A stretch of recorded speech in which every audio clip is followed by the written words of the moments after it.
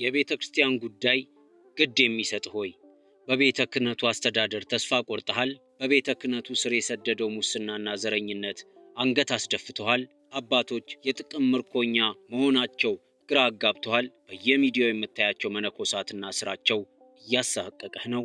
የወንጌል መስፋፋት ቀርቶ የገንዘብ መቀራመት ማየት አሳዝኖሃል? የዚህ ሁሉ ታሪካዊ መዘዝ አንድ ነው፣ የከተማ መነኮሳት። እንዴት በለኝ። ከደብረ አለቅነት እስከ ወረዳ ቤተ ክህነት፣ ከሀገረ ስብከት እስከ ጠቅላይ ቤተ ክህነት ድረስ በዘርና በገንዘብ እየተሿሿሙ የቤተ ክርስቲያኗን ላዕላይ መዋቅር የተቆጣጠሩት እነዚህ የቤተ ክርስቲያን ካንሰር ምንኩስናን አራክሰው ከተማ የከተሙ መነኮሳት ናቸው። የቅድስና ስፍራ መሆን የነበረበት ዛሬ በገንዘብ በሙስና ቅጥር የሚካሄድበት፣ በዘር በጎጥ የሚሿሿሙበት፣ የነፍሳት መጥፋት ግድ የማይሰጣቸው በገንዘብ ጥቅም የተቧደኑ የከተማ መነኮሳት ማፊያዎች መጫወቻ ሆናለች።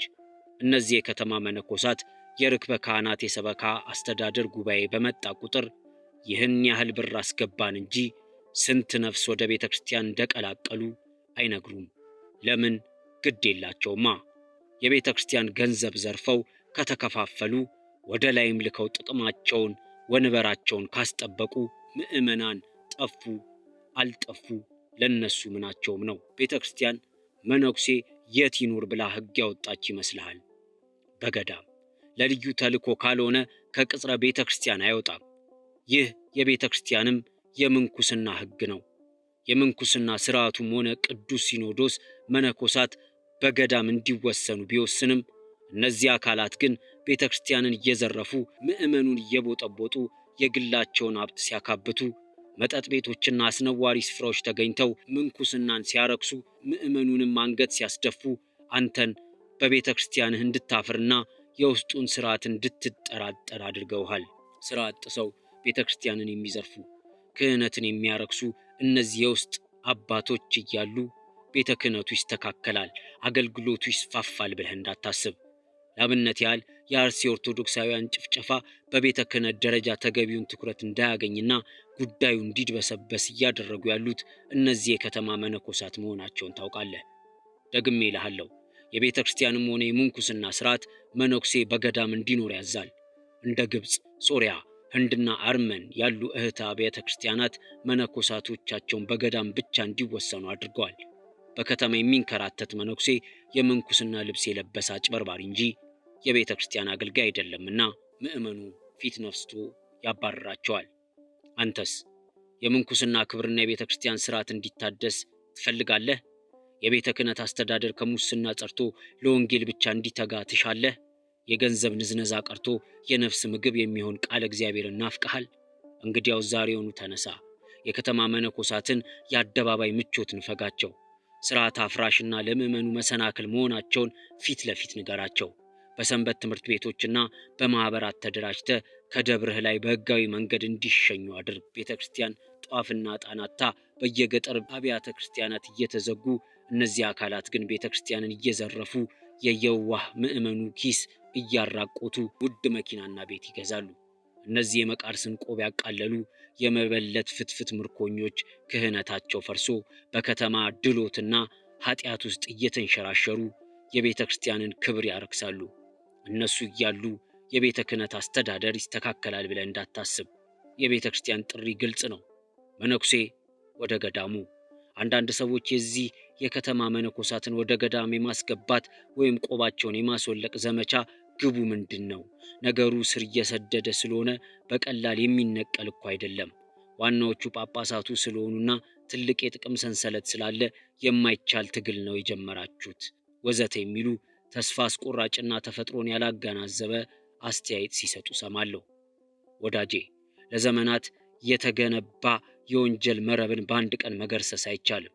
አስቀድሞ ግንዛቤ መፈጠር አለበት። ከዚያም ግንዛቤ ያለው ዘሳይለንት ማጆሪቲ የሚባለውን ሁሉ የትግሉ አካል ማድረግ ነው። ከዚያማ የእነዚህን ወንጀለኞች የቤተ ክርስቲያን ጠላትነታቸውንና ዋና ችግርነታቸውን በግልጽ ማሳየት ነው። ለዚህ ደግሞ የራሳቸው ትዕቢትና ድንቁርና ማጋዥ ነው። በመጨረሻ የሚሆነው ስርዓቱ በራሱ ጊዜ መውደቅ ነው። ይህንን ሁሉ ለማድረግ ወራት፣ ዓመታት ከዚያም በላይ ሊወስድ ይችላል። አሁን ያለነው ገና የመጀመሪያ ስቴጅ ላይ ነው። የከተማ መነኮሳት ዋናዎቹ የቤተ ክርስቲያን የውስጥ ችግር ስሮች መሆናቸውን ማሳየት ነው።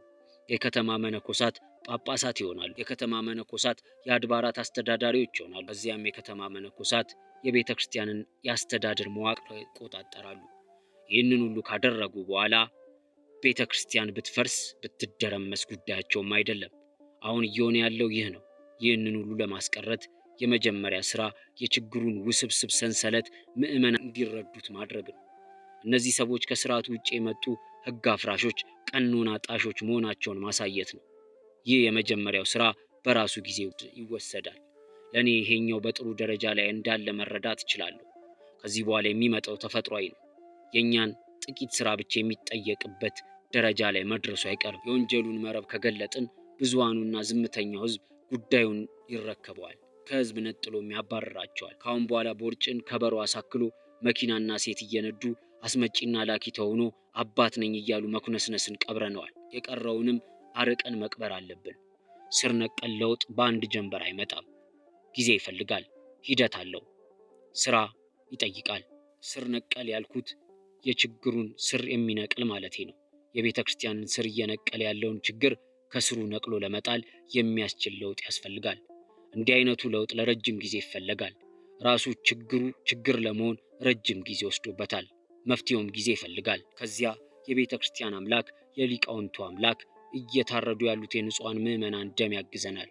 እግዚአብሔር ቤቱን ያጸዳል፣ ስርዓቱን ያስከብራል። ከኛ የሚጠበቀው ብቻ መወጣት ነው። ይኸው ነው።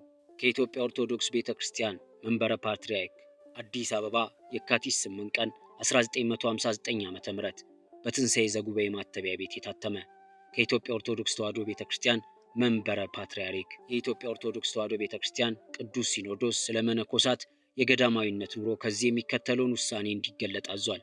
ምንኩስና ከዓለማዊ ሐሳብ ተለይቶ በመንፈሳዊ ዓላማ ጸንቶ ራሱን ለተቀደሰ ተግባር ብቻ ቆርጦ የሚያውልበት ልዩ የሕይወት ጎዳና ስለሆነ የምንኩስናን ማዕረግ የተቀበሉ ሁሉ ይህንን ተረድተው ባኗኗራቸው ስለ መነኮሳት የገዳማዊነት ኑሮ የተወሰነውን መፈጸም አለባቸው። በማንኛውም አይነት ማዕረግ የሚገኝ መነኮስ በልዩ ፈቃድ በመልእክትና በታወቀ ሥራ ምክንያት ካልሆነ በስተቀር ኑሮው በገዳም ውስጥ የተወሰነ መሆን ሲገባው ከቅርብ ጊዜ ወዲህ አንዳንድ መነኮሳት ያለ ፈቃድና ያለ በቂ ምክንያት መኖሪያቸውን በከተማ አድርገው ሲዘዋወሩ በመታየታቸው ይህ አድራጎት የምንኩስናን ማዕረግ ዝቅ የሚያደርግ በመሆኑ ሁኔታው የሚሻሻልበትን መፈጸም አስፈላጊ ሆኗል። ስለዚህ የቀድሞውን ሕገ ቤተ ክርስቲያን ስርዓተ ምንኩስናን እንዲሁም የገዳማዊነትን ያኗኗር ደንብ በመጠበቅ የኢትዮጵያ ቤተ ክርስቲያን ቅዱስ ሲኖዶስ በ1956 እና 59 ዓመተ ምህረቶች በወጣው በሁለተኛው ሲኖዶስ በ11ኛው፣ በ13ኛው፣ በ15ኛው እና በ19ኛው አንቀጾች እንዲሁም በሶስተኛው ሲኖዶስ በአራተኛው ክፍል የወሰነውን መሰረት በማድረግ ከዚህ የሚከተለው የአፈጻጸም ውሳኔ ተሰጥቷል። ውሳኔ አንደኛ፣ ሕገ ምንኩስናን የተቀበሉ ሁሉ ገዳማውያን ሊሆኑ ስለሚገባ በቂ ማስረጃ ባለው መልእክት ወይም መደበኛ በሆነ የተፈቀደ ስራ ካልሆነ በስተቀር በግል ፍላጎት ብቻ በከተማና ከገዳም ውጪ በሆነ ስፍራ የሚገኝ መነኮስ ቢኖር ይህ መግለጫ ከወጣበት ቀን ጀምሮ እስከ 1 ወር ድረስ ወደ ገዳሙ ወይም ወደሚፈልገው ገዳም እየተመለሰ እንዲገባ ተወስኗል። ሁለተኛ፣ ይህ ውሳኔ በሚፈጸምበት ጊዜ ችግር እንዳይደርስባቸው በከተማ ውስጥ ወይም ከገዳም ውጭ በሆነ ስፍራ ለመገኘት የሚያስችለው ተገቢው ፈቃድ ያላቸው መነኮሳት ይህንኑ የሚያረጋግጠውን የጽሑፍ ማስረጃቸውን ለመንበረ ፓትርያርክ ወይም ለሀገረ ስብከት መንበረ ሊቀ ጳጳስ ጽሕፈት ቤቶች ወይም በየአቅራቢያው ለሚገኘው ቤተ ክህነት እያቀረቡ ለፈቃዱ ማረጋገጫ የሚሆነውን ጽሑፍ እንዲቀበሉ ያስፈልጋል። ሶስተኛ፣ ማንኛውም ስርዓተ ምንኩስናን የተቀበለ መነኮስ ከገዳም ወጥቶ በከተማ ወይም በሌላ ስፍራ ለመገኘት የሚያስፈልግበት ምክንያት ቢገጥመው መንበረ ፓትርያርኩ ወይም የሀገረ ስብከቱ ሊቀ ጳጳስ የሚያውቀውና የሚስማማበትን ፈቃድ ከገዳሙ መምህር በደንበኛ ጽሑፍ የማግኘትና ይህንኑ ይዞ ሲጠየቅ ማሳየት ግዴታው ነው። አራተኛ፣ ማንኛውም መነኮስ ከላይ በሶስተኛው ተራ ቁጥር በተመለከተው መሰረት ተገቢ ፈቃድ ሊያገኝ የሚችለው ለመልእክትና ለመደበኛ የታወቀ ስራ ጉዳይ ብቻ ስለሆነ በማንኛውም አይነት ምክንያት በከተማ ወይም ከገዳም ውጪ በሆነ ስፍራ ያለ ፈቃድ እንዳይገኝ በጥብቅ ተከልክሏል። አምስተኛ፣ በዚህ ውሳኔ መሰረት ሳይፈጽም የሚገኝ መነኮስ በከተማ ውስጥ ወይም ከገዳም ውጪ በሆነ ስፍራ በምንም ምክንያት ያለ ፈቃድ ቢገኝ በሕግ አስከባሪዎች ተገቢው የሚፈጸምበት ከመሆኑም በላይ ይህንን የቅዱስ ሲኖዶስ ውሳኔ ባለማክበሩ ማዕረገ ምንኩስና የሌለው መሆኑን አስቀድሞ ማወቅ አለበት።